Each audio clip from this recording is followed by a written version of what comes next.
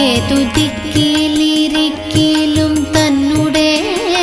നാവു കൊണ്ടിതു ചൊല്ലി എന്നാകിലും അതുമല്ലൊരു നേരമൊരു ദിനം ചെവി കൊണ്ടിതു കേട്ടുവെന്നാകിലും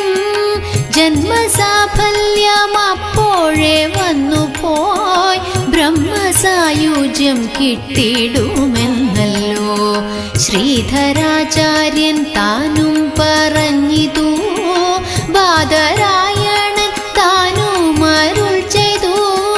ഗീതയും പറഞ്ഞിടുന്നതിങ്ങനെ വേദവും ബഹുമാനിച്ചു ചൊല്ല